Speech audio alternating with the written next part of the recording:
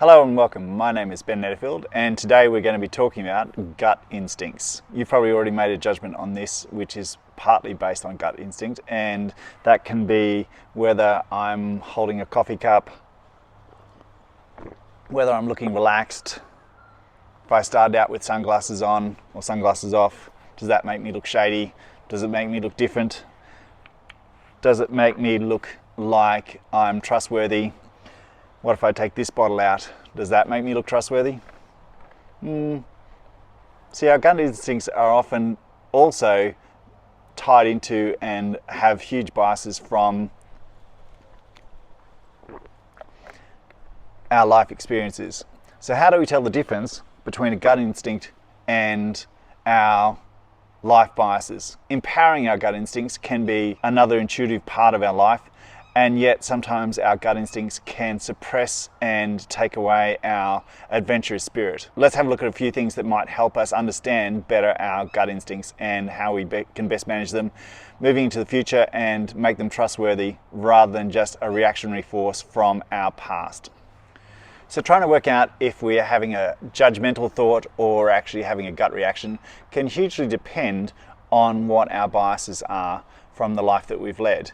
So if your first thought is that there may be alcohol in this, or your first thought anyone with sunglasses on is untrustworthy, and especially when they're giving information, then basically you may have had a biases towards people that are either alcoholics or that seem untrustworthy to you because of the fact that you can't see their eyes. So is that a judgmental thing, or is it actually a gut reaction to something? Sometimes our gut reactions are illogical, but that doesn't mean that they aren't valid. However, there's 100% biases towards people that had a gut feeling of not getting on an airplane and then the airplane subsequently crashed. This is a positive bias towards that thought, isn't it? However, for all the people that did get on the plane, having that feeling and the plane didn't crash, did they speak about it afterwards? But there was probably hundreds of thousands of people that went through that feeling every day. I know I've had a really strong urge at one point to not get on a plane, and I realized looking back on it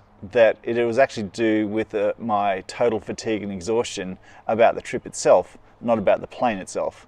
So it was about leaving and feeling I was overworked and overtired rather than the actual flight itself. The logical thing was, if I followed my gut reaction, I was having a fear of the flight and a guttural instinct that something foreboding was going to happen. However, if I actually looked at the bigger picture and the long-term effects of it, my gut was actually reacting and trying to tell me that the fact that I was over-pushing myself, over-committing myself, and I need to take a break from so much travel.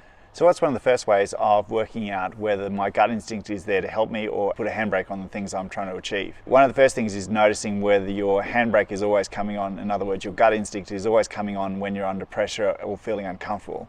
So if your gut instinct is always tuning in, getting louder at times where you're naturally going to be feeling uncomfortable or naturally trying to avoid something, even though it's something that you want to progress towards, then that can be a sign that your gut instinct is actually more attuned to your biases and history rather than actually being an instinct that you want to hone and improve on. So one of the biggest things obviously to remember is there's no one size fits all situation. It's allowing yourself to be flexible and open in a moment. And one of the first things is to understand that you want to dig down into that first initial moment of comprehension and realization of what your gut was trying to tell you. Is your first instinct a definite big strong no, a definite big strong yes, possible maybe, how you respond to those things and whether your brain naturally locks onto that and wants to run with it straight away? Is it just a feeling or a sensation that you should maybe be aware of, or is it trying to drag you to a definite decision? Often gut instincts are what we think of as that gentle response of possibly this is a situation that we need to be aware of, that we need to take more stock in. And so then that allows you to zoom out to the bigger picture. It's often connected to, is my health in danger? Is my overall well-being in danger? In other words, am I fatigued? Am I understanding how tired I am? Am I understanding what this opportunity is and what I'm trying to do with it? So one of the other big things is understanding that your gut instinct is a valuable piece of resources. This can direct and help guide you in the direction that you're actually wanting to take. So if your gut instinct is allowing you to move forward and just keeping you alert of your general health and well-being. So sometimes one of the biggest things to think about with gut instinct is think of it as a layer of part of your resources that you have to tune into at times of stress or need, at times where you're trying to change direction, at times where you're trying to put yourself forward. It's not the be all and end all, but it gives you sometimes that inner little voice that says, be aware, understand what's happening in the small nuance of the moment as well as the big picture. Sometimes your gut instinct is actually just trying to help you become aware of more of your own vulnerabilities, your own hesitations, rather than the fact that you're limited to them. That's a really big point to understand, that you're not necessarily limited by your gut instincts. It's understanding them and being aware of them, not being limited by them. One of the other big tools obviously to use is actually keep a little gut score. In other words, write down the times when your gut has told you to abandon ship, when your gut has told you that you should progress forward,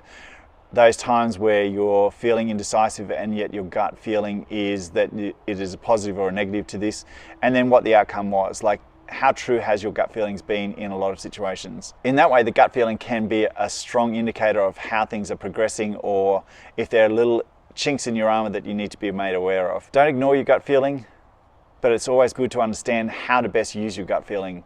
And is it being overlaid by biases and history rather than an actual feeling of vulnerability or bravado in that moment? Reattuning and realigning sometimes your gut feelings is a perfectly valid way of moving forward, making sure that you're not just blindly being bullied by your own emotions and those gut feelings. Gut feeling is a very valid and important part and shouldn't be just ignored, but it also has to be understood. I hope this gives you some food for thought, and those gut feelings can be better understood going into your future. So let's jump into this moment, and hopefully you like and subscribe this video and share it with your friends if you found this helpful.